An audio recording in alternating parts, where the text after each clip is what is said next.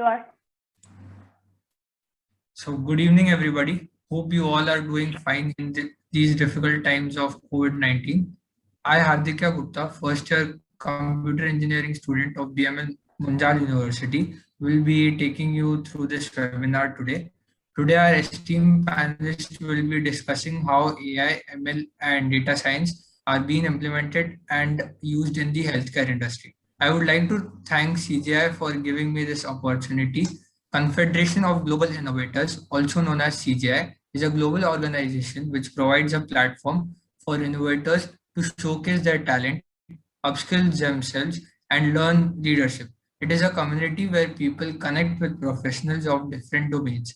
We help students, entrepreneurs, young startups with our guidance and mentoring. CGI has its presence in different domains based on technology, mantra. We have hosted several events, for example, our data science conclave, space technology conclave, women empowerment conclave, symposium, different webinars, examples of it. CGI is a global community dedicated to innovators which come forward all together to solve various problems on regional or local perspective.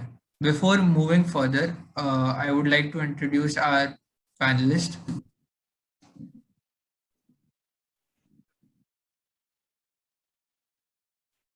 So our first panelist for today is Ms. Shweta. She's an analytics professional with close to 7 years of experience in pharma, healthcare, and computational biology, and has successfully delivered analysis and analytical solution to meet business needs, interacting directly with internal and external stakeholders and colleagues, and has experience working on simulation, technology building, and a model that mimics the biological cancer cell with all key pathways. Thank you, ma'am, for joining us today. Our next panelist is Mr. Samrat. He is an AI scientist who graduated from IIT Delhi in 2011. He currently works at Sigmoid, which uses AI and deep learning networks to examine millions of images to automatically learn or identify disease. Thank you, sir, for joining us today. Our next panelist is Ishan Jain. He's an analytics specialist at Ensemble Health Partners. He's a self-motivated and research-oriented person who is always looking to learn new concepts and implement them in real scenarios. Having hands-on experience in Python, machine learning, feature engineering, and analytics, he's a experienced professional. Thank you, sir, for joining us today. Our next esteemed panelist is Ms. Jagruti. She's a clinical data engineer at Origin Health. She's a strong engineering professional holding years of experience in AI-enabled medical imaging and biomedical devices, which focuses on detecting anomalies in medical images. She also possesses a master's degree focused on biomedical signal processing and instrumentation. In her spare time, she enjoys reading self-help books. I welcome you, ma'am. So without any further ado, I would like to let you know the agenda for today. First, we'll start with the introduction of AI, machine learning, and data science. Then we'll move on to its implementation and how has it been useful. The next would be how these modern technologies are being used to tackle different diseases. Next would be the challenges which are faced during the implementation of these modern technologies. So I'll like to introduce first what is AI. Artificial intelligence refers to the simulation of human intelligence in machines that are programmed to think like humans and mimic their actions. The term may also be applied to any machine that exhibits traits associated with a human mind, such as learning and problem solving. Next is machine learning. Machine learning is the concept that a computer program can learn and adapt to new data without any human intervention. Machine learning is a field of AI that keeps a computer built-in algorithm current regardless of the changes in the worldwide economy. Next is data science. Data science provides meaningful information based on large amounts of complex data or big data. Data science or data-driven science combines different fields of work in statistics and computation to interpret data for decision-making purposes. So without any further ado, let's move on to the first segment, which is implementation of these technologies in the healthcare industry. So my first question is to Mr. Samrat. How has AI been implemented over the years in the healthcare industry? Thanks, Aditya. Thank you very much for introducing me, and thanks CGI for giving me this opportunity to share my views. Uh, just a quick background for me. My name is Samrat Shah. I'm an IT Delhi graduate. But more than that, I have been interested in the field of artificial intelligence since long, and but in the form of a enthusiast. I only had a theoretical understanding and theoretical interest in artificial intelligence. But suddenly something changed in around 2017. In 2017, as my fellow panelists would agree, that the data science and artificial intelligence revolution came to India. Obviously, there is some lag. India faces some lag as compared to Western countries. And it was around 2016-17 time when big data sets were made available to Indian scientists. And this is when we and my senior from IIT thought that it's good time to, let's say, let's just deep dive into this field of artificial intelligence. Now, what we thought was the use case for artificial intelligence, which could make the most, which can help the humanity the most, was healthcare. I mean, the problem we've thought for healthcare is that doctors are very far removed from the latest technology because they are busy trying to help patients, because they are busy trying to care for the patients. They do not get the best technologies possible. So if you see the lag of technology in healthcare as compared to other services or other industries, it's huge. And that is where we stepped in, that okay, in India we do not see a very organized approach for artificial intelligence, and we started a startup called Sigmoid. Fast forward to today, we have a software suite that can detect eye diseases in the matter of seconds. It is as good as a senior ophthalmologist in detecting, let's say, a referable versus a non-referable case. And we are implementing this across rural areas in southern India.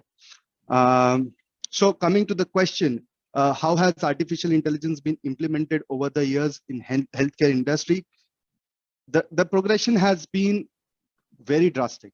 You see the since 1950s and 1960s, people have been trying to develop intelligent software. So if you define artificial intelligence as some software that can learn itself, then by that definition, artificial intelligence has been present since 1960s. But what changed in early 2000s and in 1990s also is, one, that we had a lot of compute power, and second, we had a lot of data. And this revolution translated to medical or healthcare domain only in 2010s, when these publicly available data sets became available to everyone. So yeah, so that was the revolution. And since then, there has been a boom in what is called AI in healthcare. The biggest success story has been diagnostics. I mean, in most of the fields where any medical image is involved, AI is probably being used. Radiology, if you take X-rays, if you take fundus images, if you say whole slide imaging for cancer, every diagnostics probably has some kind of an artificial intelligence software going with it. Another field where currently there is a huge success for artificial intelligence is automation. So for example, doctors have to spend a lot of time in writing reports, and in reading journals. All that is being automated, and some of the systems are already in place. But what is the future? I mean, that's the whole point of discussion for today. But the future will go from diagnostics to prognostics and then to patient care. And I would definitely like to hear the views of other panelists here. Thanks. Thank you, sir, for the insightful answer. Now, my next question is to Mr. Ishan. I would like to ask how how has machine learning been implemented over the years in the healthcare industry? Hi, Hadike. Hi, everyone. This is Ishan. Thank you for introducing and giving me this opportunity to be in the panel. Like a brief background, myself Ishan. I am working as an analytics specialist with the Ensemble Health Partners, which is a US-based organization, and it is into the RCM. RCM as in the revenue cycle management, which is done in the US healthcare. So it belongs to all everything regarding the revenue management, how the revenue is being collected, and how the revenue generation and all the claims and insurance part that is being taken care of in that. And like as far as the question is concerned, how machine learning has been implemented over the years in healthcare industry. So there are many different ways in which machine learning has been implemented. So to be precise, it's like disease identification and diagnosis. So like in identifying the diseases, machine learning is being used in the drug discovery and manufacturing also. So like how the drugs should be manufactured, how can we optimize the process of drug manufacturing. Then using the images for predicting whether there is a chance of any disease or not, like Samrat mentioned previously.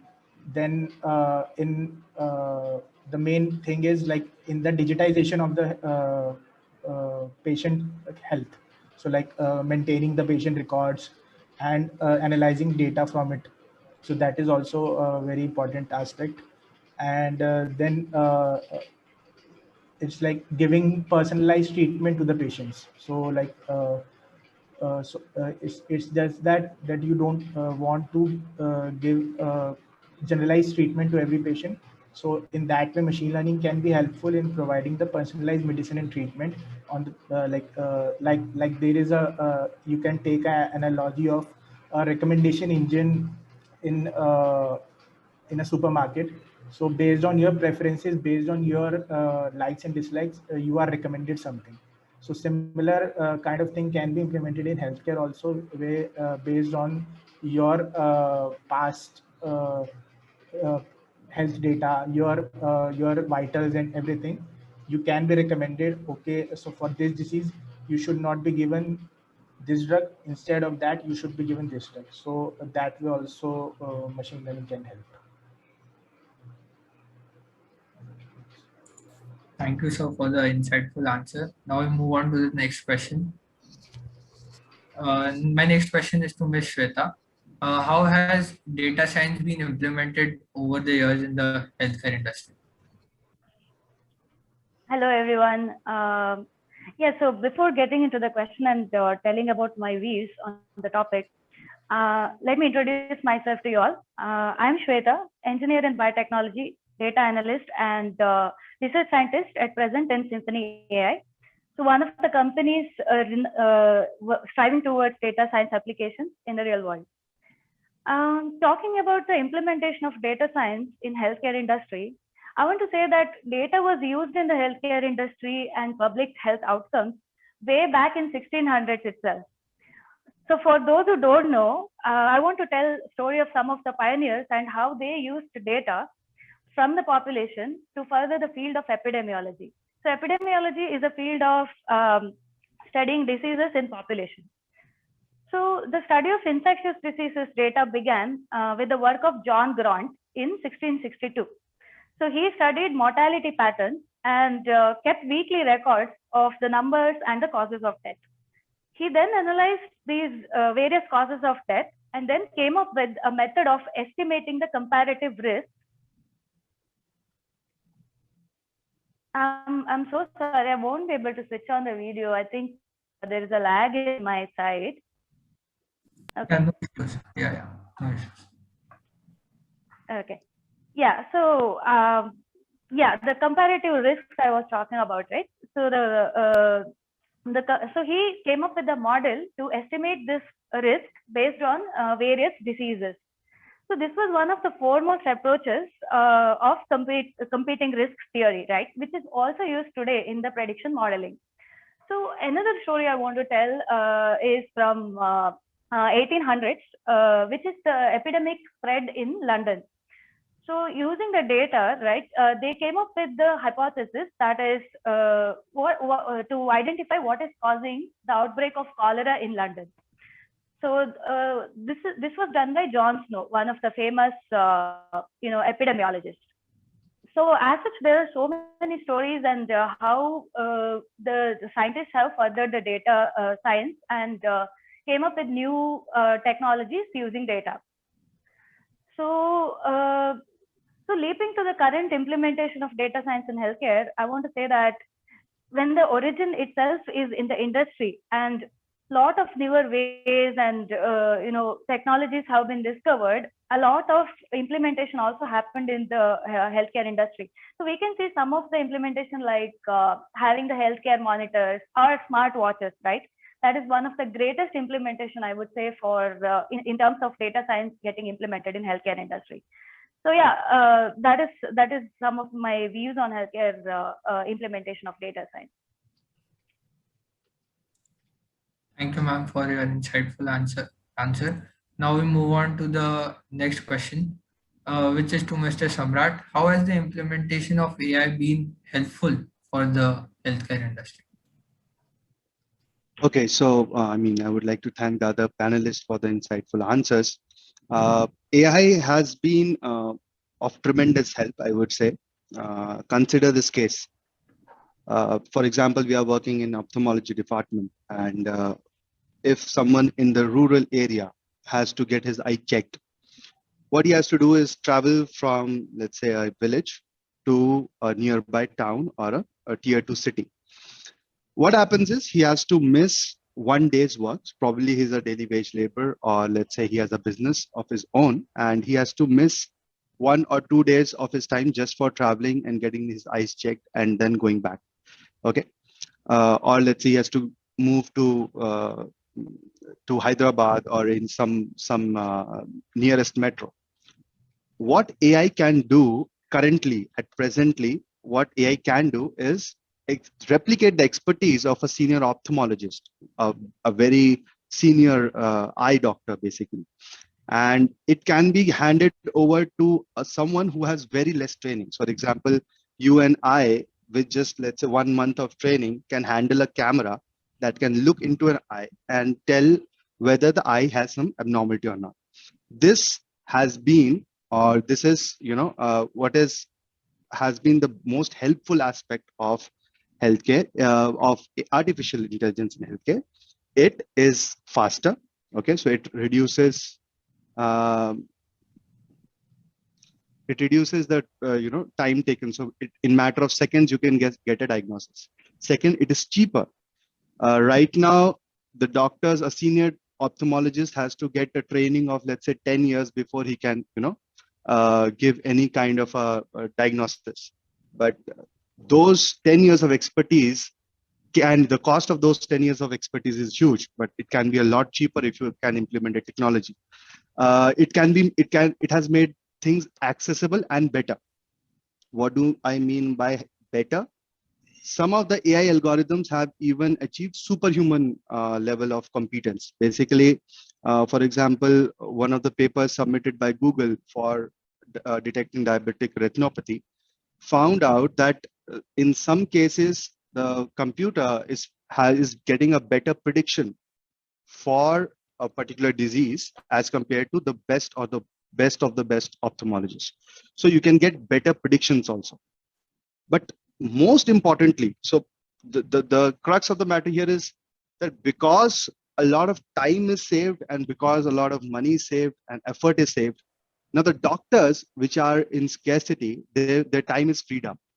So what we noticed is that once they have this device or this technology in their hand, they can spend a lot more time with speaking to their patients, and not just, for example, you and I, everyone must have seen that whenever you go to a doctor, he probably is busy, not looking at you. He's writing down are your symptoms and so on. He's not actually connecting with you.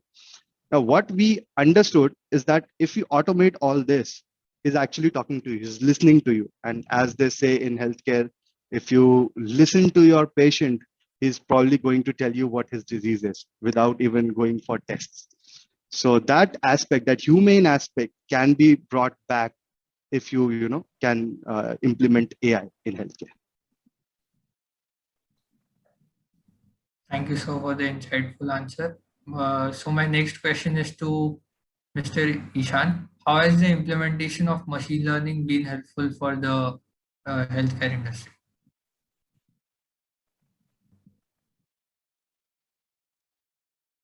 Sir, you're on mute.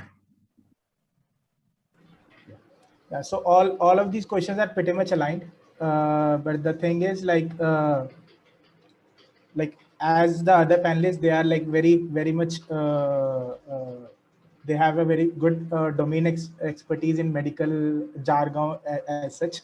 So I'm not that much experienced, but there is one more aspect to this. So the research part of that machine learning implementation, like the disease detection and all those things, that is going on. But one more way which I found out while working in the US healthcare. So one important thing is like that, which we can like being an Indian, we can learn that there is no digitization of patient healthcare as such in India. So that is one thing which we can take from US. So like the way they manage all their patients under one roof and with one system. So they have, like you must have heard that CMS, Medicare. So they have all the organizations which CMS is the main thing, main organization which takes into account all the medical related codings and procedures and everything which is done in US. So they have pretty much standard there. So that is, I think, one major thing uh, which will help like a country of our size, because we have so many people. So it will be very easy for us to manage patients and manage their diseases if we have a very a kind of a digitized platform. Plus, if I one more thing, if I take it into a revenue perspective, so a hospital or a physician or anyone will be able to provide better care if there are sufficient funds involved. So if the physician, if the hospital is getting their money which they are entitled to uh, at a proper time period, then they can provide better care to the patients. So like in that regards, the things which I am working on are like DRG predictions and I don't know, you must have heard about DRGs and all those. These are like coding procedures in US healthcare which are like used to better treat patients. So like in US healthcare, it's like every procedure, even drug, even symptoms, they have they have coded everything out, and every patient is treated based on those codes only. So like whenever a patient is entered to a system, into a facility, so that patient is assigned to either the patient is inpatient or outpatient, and then after that all the symptoms, all the procedures which are done are coded out, so that we can give better care to the patient. And so I basically work on those aspects. So like predicting whether a patient is getting mischarged or not. whether there is something missing on the account or not. So I think the revenue part is also very important, and that is what will make the healthcare more prominent. Thank you, sir, for the insightful answer. So my next question is to Ms. Jagruti. How has implementation of data science been helpful for the healthcare industry? Very good evening to everyone. I would like to thank Mr. Gupta for introducing me to this wonderful talk here. I think this has been talked for a quite long time these days. So a brief introduction of mine. Myself, Jagruti. I'm currently working as a clinical data engineer in Origin Health Company. I have a number of years of experience and couple of projects based on AI. So even today, I will be quoting all my examples or all my views in terms of radiology department, because that's where my experience lies. So yeah, coming back to the question, how has the implementation of data science has been helpful for the healthcare industry? So as already the fellow panelists have already quoted that because the data has been generated in a very large number these days from quite recent years, that is the reason we were able to bring out one new sector called data science. Otherwise, even earlier we had data in form of pen, paper, and all kind of the report. Even the reporting was done in pen and paper basis. Whereas nowadays, because infrastructure has gone into a different level, it's been an exponential growth. That's the reason we are able to quote this as data science. So, dwelling more into the question itself, how it can be helpful is, the first thing is we have faster detection because of large number of data. So I'll give an example. You can just say, okay, people are there, they're reporting, radiologists are there, they're reporting. How can it be faster? So let's go back to the statistics. So in India, to be very precise, we have just one radiologist for 1 lakh population. If you see for interventional radiologists, there are like 2 lakh population. Whereas in US, it is something else. So we have just 10,000 persons for one radiologist. So because of this population pinch in India, we have to do things faster here. We cannot bombard everything to our radiologists to start reporting them. So faster detection is one of the key. I would like to say in any disease, it can be small, less common cold, or it can be as dangerous as cancer or as dangerous cold that we all are facing today. So early detection is key. So because of data science and all the data that we have acquired and we're able to analyze and we're able to monitor all these data, the faster detection is one of the major advantage. So the next advantage I would like to quote is it reduces the number of revisits to the hospitals. So otherwise, a patient has to move to the hospital now and then. Because of this data science and all the automation of these processes, the number of revisits to the hospitals has been drastically reduced. And also, it's you can see the introduction of data science not only in preventive medicine.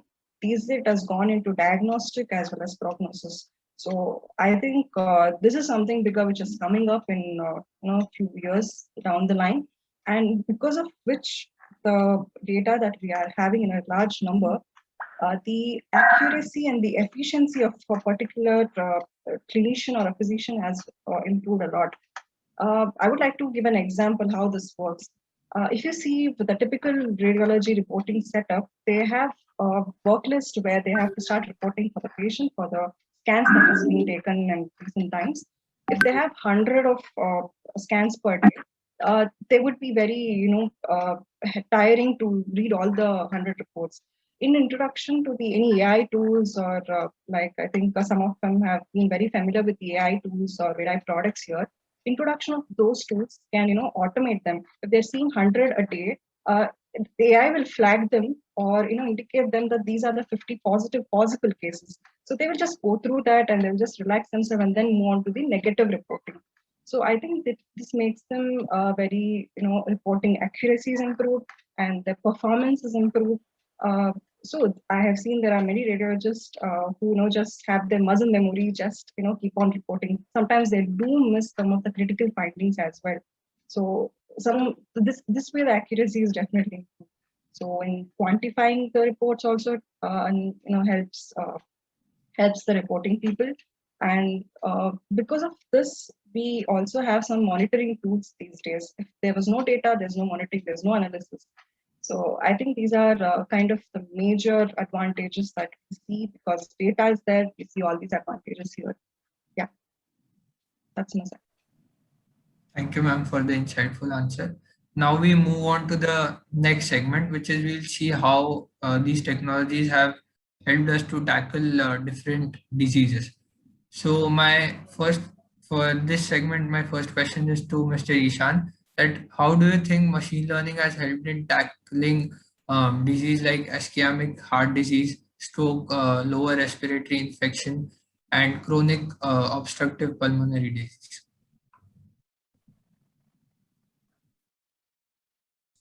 As you have mentioned, like all the diseases, so all these diseases are pretty much diagnosed through medical imaging, as far as I know. So yeah, machine learning has like majorly the main focus of machine learning has been in the uh, diagnostic part. So like diagnosing various diseases, and then let the physician or the health personnel act on it. So like as far as all these diseases are concerned, so early detection is the key.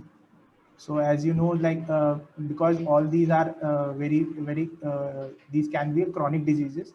So in these cases, early detection is the key. So and for early detection, it is like technology can help a doctor in a very big way. So using the technology, we can like lower the risk of any future complications. And like there are many use cases for this also. So like for example, for skin cancer diagnosis. So if the diagnosis is done earlier, and then there are like more than 95 to 97% chances of like preventing it to be becoming a huge problem. So like as far as all these diseases are concerned, so many of the work has been done in with deep learning in detecting these diseases, and the machine learning has been very useful. Thank you, sir, for the insightful answer. Uh, now my next question would be to Ms. Shweta. How do you think data science has helped in tackling these diseases?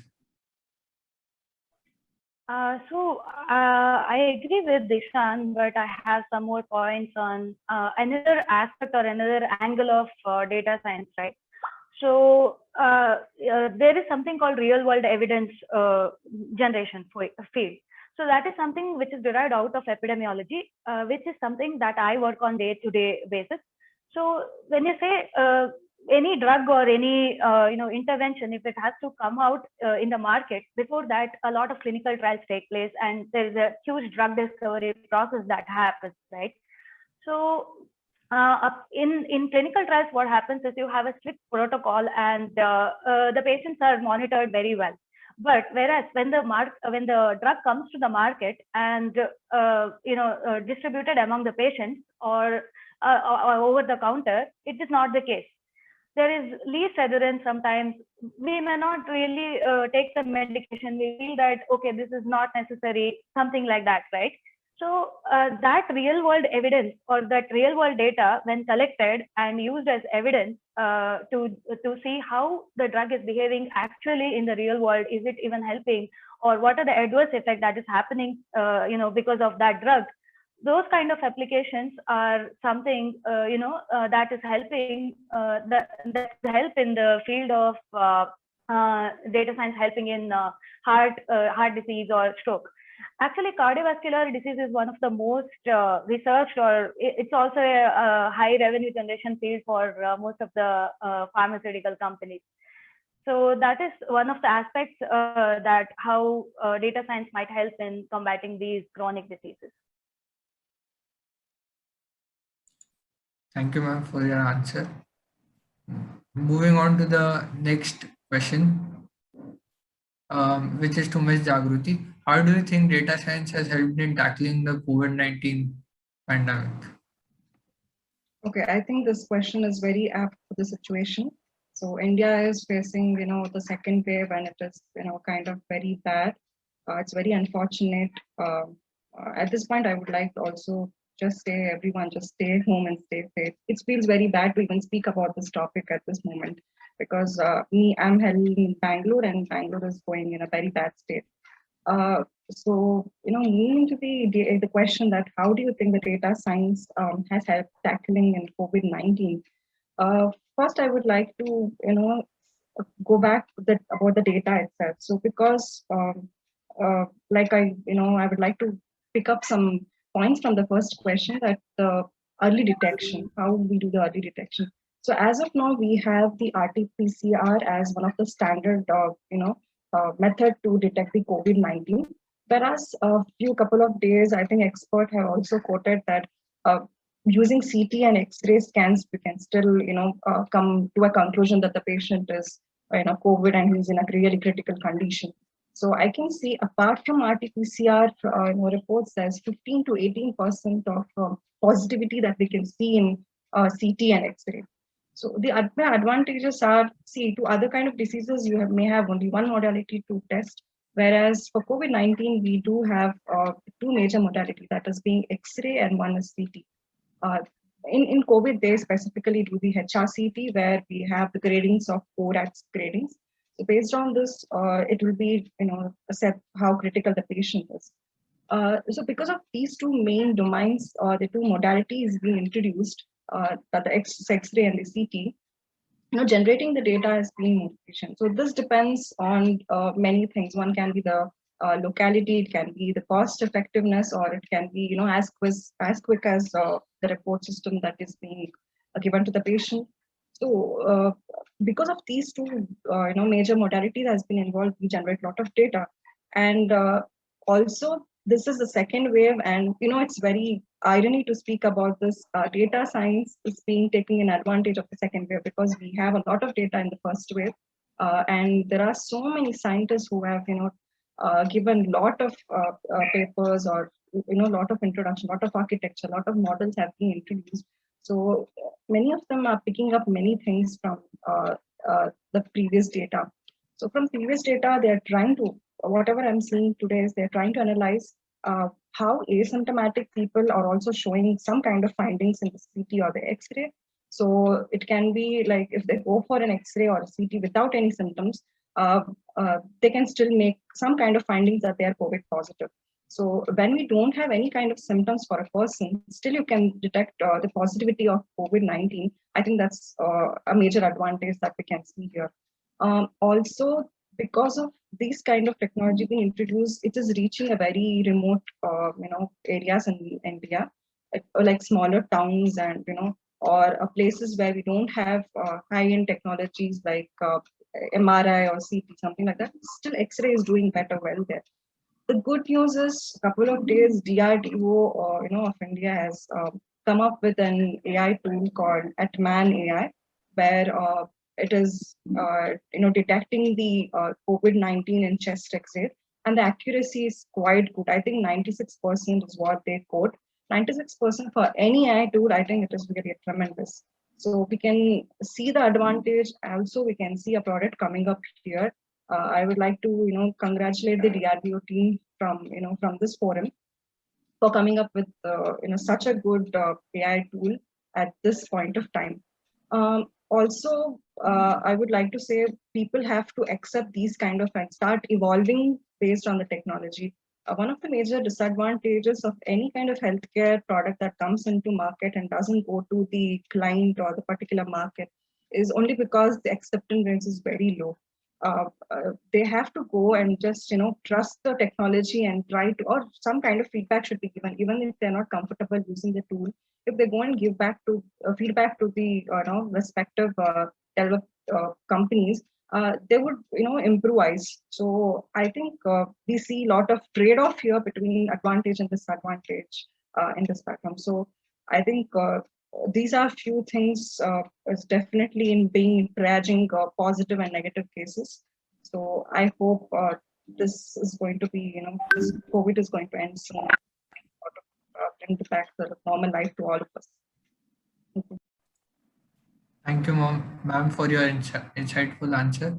Now we move on to the next segment, which is we'll talk about what challenges are generally faced during the implementation of these technologies. So my question is to Mr. Samrat, that what are the challenges which are generally faced during the implementation of AI in healthcare industry? Okay, so I mean, I had some points prepared for this, but since we are on the topic of COVID, let's analyze this question based on COVID. Why did it take 1 year for DRDO to come up with a software that can detect COVID pneumonia? If you ask any AI scientist or any AI organization, how much time would it take to develop such a software? They would probably say 2 to 3 months if they have the data. So the biggest the hurdle in implementation of AI in healthcare is that the data is not in the hands of the scientists. The data is in the hands of the healthcare institutions. Now, why my company, or let's say why Jagruti could not come up with such a software? One, maybe they are more talented, but the primary reason is that I and Jagruti do not have that data, do not have access to that data.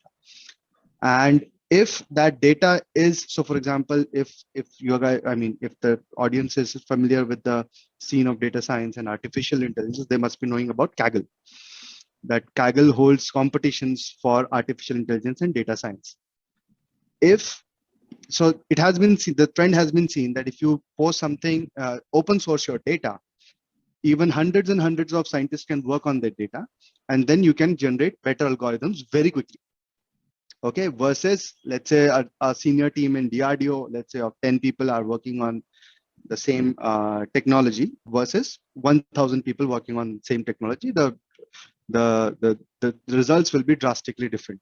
So that is one of the major hurdles that has to be overcome. Why people do not, why organizations do not donate their data? One is that privacy concerns, but right now there is enough technology to anonymize the data, and there are techniques like federated learning that can deal with private data also without actually transferring it to a public domain.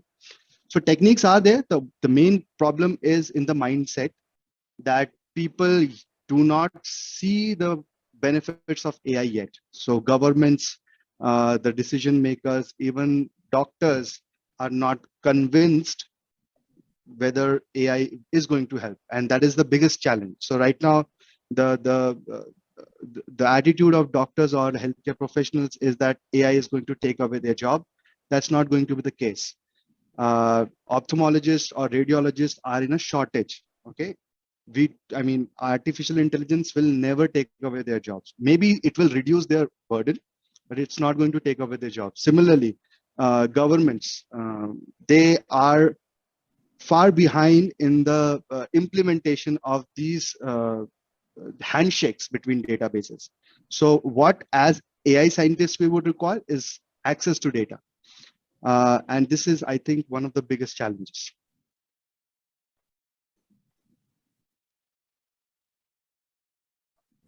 Thank you, sir, for the insightful answer. So my next question is to Mrs. Jagruti. Sorry.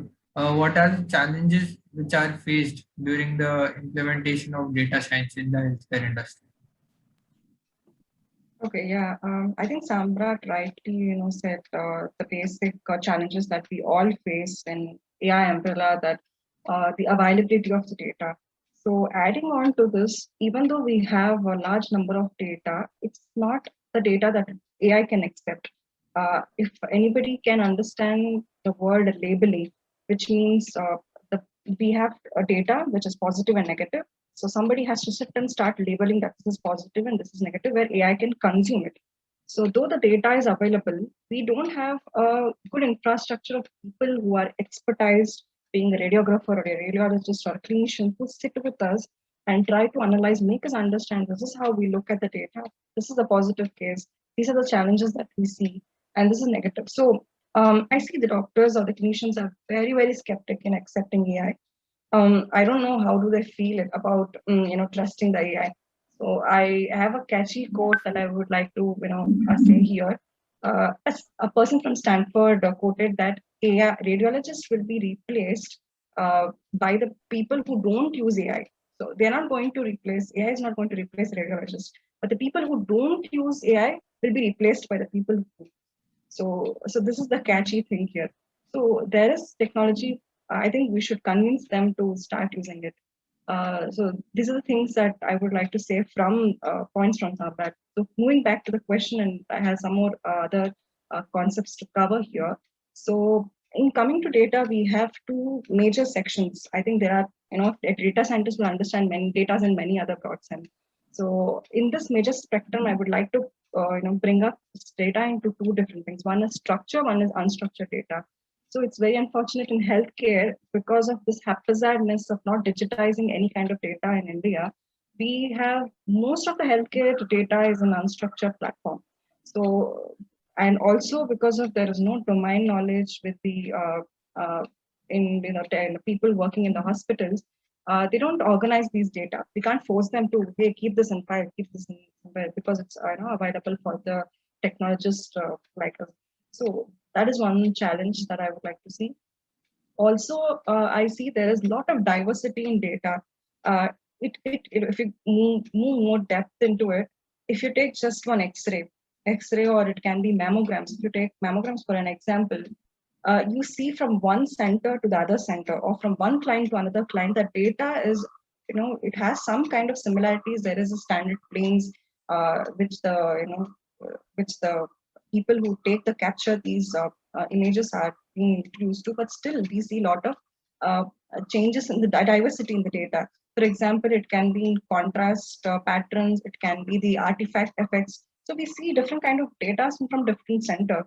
As an AI company, you cannot just say, oh, you're from company A, I cannot give one model for you with the company with these kind of insights. Or you are from company B, okay, you have such problems, I will do an AI model for you with this. So optimizing and making the a particular AI tool very efficient is really challenged because of diversity in data. Also, the doctors which they give the report to us are very unstructured these days, because each doctor start reporting in their own way. So we cannot force them to say, hey, structure this way, report this way, because that is where they have been done throughout their life. We cannot ask them to do that. Also, it depends on these days, the education system has been drastically changed even in the medical sciences. So the reporting how 1 year, 2 year experience of clinician will be very different from when a very expertised person of in the in healthcare. So because of this lack of reporting, unstructured reporting systems, we are facing a very big challenge over here. Also, the once they have got the data, there is no infrastructure, very good infrastructure in India to share the data in a good manner. So we have standards for sharing data. For images, we have DICOM standards and all those things.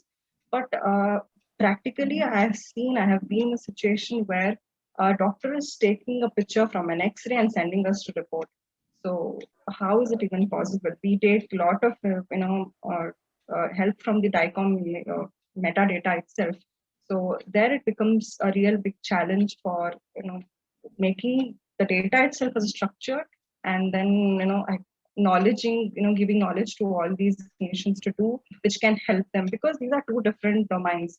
I think that's the reason data engineering becomes a bridging thing between the clinicians, between the research, and data sciences. Data engineering is going to become the bridge between them. Also, when we have a very large set of data, querying these be a real challenge. I have seen at places there is large set of data. We don't know what they just go do a word search in the PDF. That is like the layman method to do that. So we don't have enough query structure, or we don't have any good infrastructure to do that.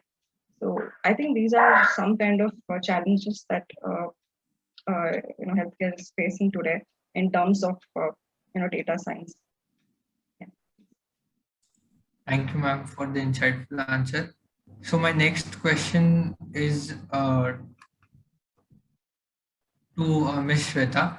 While viewing your profile, I observed that you had worked on the computational biology model of ETP. So can you please tell something more about it? Yeah, so I was working in a company called Cellworks, which was one of a kind because it works on simulation technology. So that is an in-house software which basically generates some data points and graphs based on mutations. So ETPLL, that is basically a very very difficult indication to tackle because it is actually a type of T cell leukemia, but it had characteristics of myeloid leukemia. So we tried to design a solution to that using the mutation data. So what we did was we took the public domain data on the cell line and then analyzed those mutations and tried to come up with common patterns among the mutations. So some mutations were contributing to gain of function and some mutation was contributing to loss of function. So we tried to come up with this kind of patterns and cluster the patients based on k-means clustering, which is the most common algorithm in machine learning we use, right? So, so that was the basis of this computational biology model, and we were also able to publish this results, and this was also cited by multiple people. So I think in our country, this simulation is also not very well explored, right? So the whole idea of simulation or this computational biology modeling is basically to mimic a wet lab experiment in a system, in a computer, using mathematical equations. So that is what we did for this computational biology model for ATP. Similarly, we were modeling various indications and various cell types like immunological cells and how to use immunotherapy or elicit our own immune system to fight against cancer. So those kind of aspects we were experimenting on during this ETPLL work.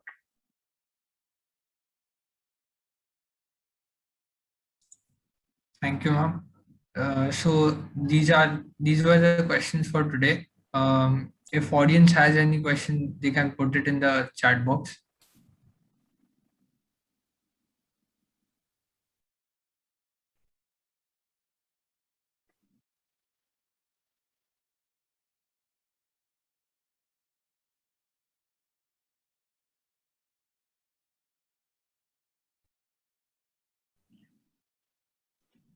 I have a question for Jagruti. What are her views on regulations protecting the data? Is that a hindrance in developing AI? Yeah, thank you for the question. Definitely, yes. But in India, I would also like to say the medical regulation is not very strict. There are regulations, but people don't come and catch hold of you because you infringed the data. So it's like an irony to even answer this question. We don't have any proper regulatory system here to. If somebody does a mistake, nobody's coming here and catching you. But yeah, I think it's being an biomedical engineer, being in AI, when you are taking up any person's data, I think you yourself should be good in ethics by not taking up the data and misusing at any point of time. So I think all of us would be very much aware. All the engineers who come under this AI emblem, they will do a NDA science where they will not be infringing this data anywhere. It can be metadata, it can be image data. So because it comes to a question of a privacy of any person. For example, as private as mammograms for females. So they would not like to show these things to anybody. So if we are taking the data from them, I think it's our utmost responsibility from our end that we should keep the privacy within ourselves. Still, we can use it for the purpose of detecting it can help somebody. But yeah, so with terms of regulation, I think I answered your question. In other countries, it's very strict. We have n number of regulatory boards that take up almost more than a year to even be regulated. Even the documentation is ready. Documentation itself will take a very long time. Even if it is ready, it will take 6 to 24 months for anybody get the certification like FDA or CE. Whereas in India, it's very, very unfortunate to say that the regulatory boards are not very strict. Even Indian companies are going and trying to take the certifications from the other countries because you can sell it there as well. So I think that answered your question. So my experience is that yes, Indian regulations is very easy. I'm not very strict, but I would say because it's not very strict, it's not trustworthy, and hence they look up to FDA and foreign regulatory bodies to, let's say, if you have a drug or that's coming in the market, they are, I mean, kind of taking a hint from FDA that if they have approved it, we will also kind of approve it. So that's unfortunate, but yeah. Very much agree So, with this somewhat. built-in system in our country that collects the data in the right way, like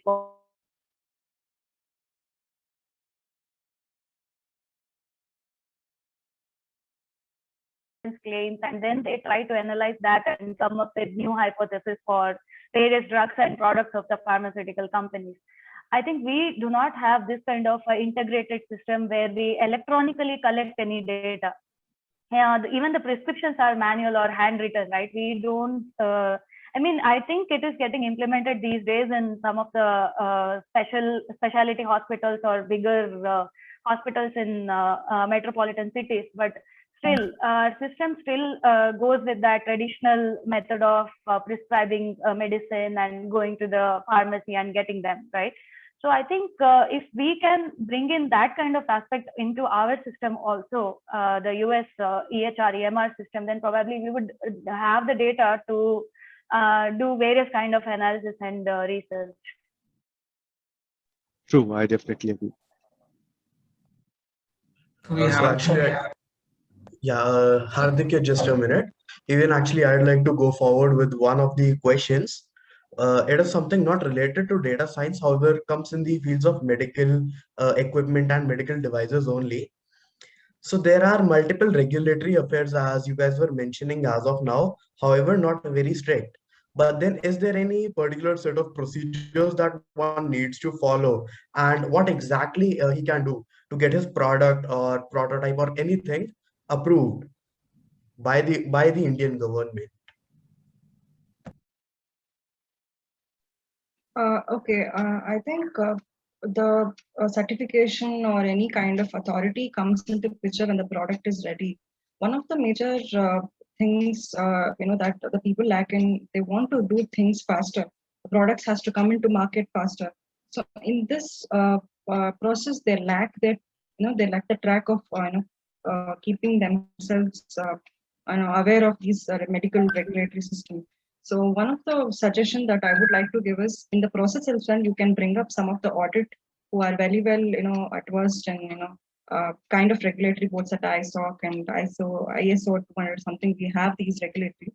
I would like to, recommend all of the companies which is going through this process can do their audit on a regular basis so that the process itself is approved and it is kind of easier for them to, when the product is ready, they can go for the certification. That's a very, very valuable suggestion. Thanks, Jagriti. Actually, that comes from a lot of real domain knowledge. I can understand that. Yeah.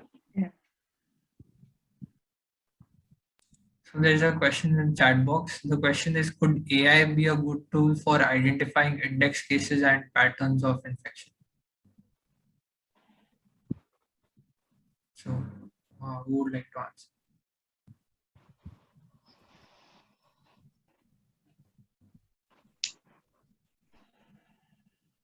The first part of the question I'll try to answer. So the patterns, instead of patterns, I would like to go as types of. So one of the challenge that I think I missed out while taking up the question is there are some kind of diseases which is very rare. I would like to take an example of mammogram. In mammogram, there is one kind of finding. It's called architectural distortion. So that is, confirmatory finding for a cancer patient. Otherwise, they would put into benign. If architectural distortion is there, they would say it's a malignant cancer. So in that terms, I have been in some of the places, if you take up the scans for 6 to 1 year, you hardly find 1 or 2 cases. Because the disease itself is very rare, it becomes a real big challenge for AI also to get the data also. Because it's kind of a trade-off. The number of positive cases you give, number of negative cases you give, it starts picking up. You just have single image. How can you train an AI to do that? So I think that's one of the challenge AI tool is going to face when there is lack of data in a very unique or incomplete case where the data itself is very less, but it's crucial to detect there. Other panelists can still take up the question. So yeah, I mean, thanks for the answer. How we are dealing with such cases is that, let's say, at least the diagnosis should be referable. I mean, what we do is that even if our AI gets something very new or something unseen before, it should be able to at least tell that this is something new, okay, and that we are not sure, and the confidence level should be very low. And that is where, I mean, as of now, we have not seen many such cases, but as we grow further, we will find very, very unique cases, and probably I would be able to answer more after, let's say, a year of time.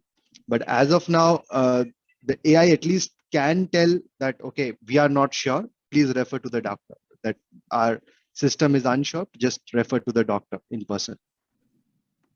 Yeah, also in such, when you see some kind of a percentage where you can still identify, AI will still say if there is something suspicious in this image. They will not say this is a disease. They would just give an indicator that, hey, just look at this image. This is not seen by AI in the previous things. So using that, there are some kind of modern methods that they do is augmentation.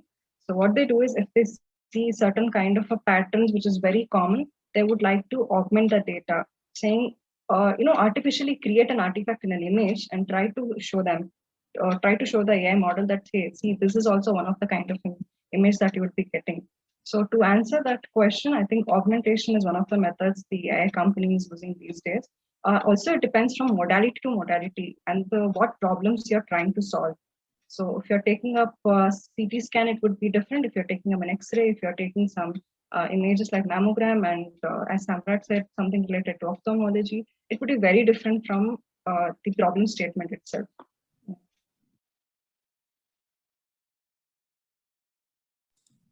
Thank you for the insightful answer. Is there any other question the audience wants to ask? Please write it in the chat box.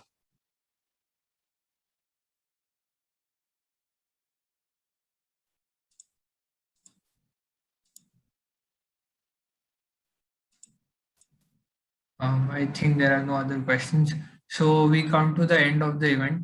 I would like to thank the panelists for coming to this event and sharing their valuable knowledge and experiences with us. And also, I would like to thank the audience for giving us support and staying throughout the session and listening to the insights given by the panelists. Thank you, everyone. I would just like to add here that if anyone in the audience or in the panelists also would like to connect with me, or even, I mean, we require a lot of help. Any expertise is gold for us. So just feel free to connect. Thanks everyone. Yeah, I would also like to second. Sorry, Jagrati, go ahead. No, I would like to thank the CGI organization for giving the opportunity for such a good discussion. I think it was quite helpful for all of us, for the audience as well. We do had learning here. So yeah, Shweta, I think you can go ahead. Yeah, I also wanted to thank everybody, and thank you, Hardika, for the opportunity. And I think we had a very powerful and very good panelists, and it was a good discussion. Thank you all. Yeah, last note of thanks from me also. So like, thank you everyone. Was a very good opportunity to like get share some knowledge and get a lot of from you all. And yeah, hope to see you soon. Thanks. Thank you, everybody.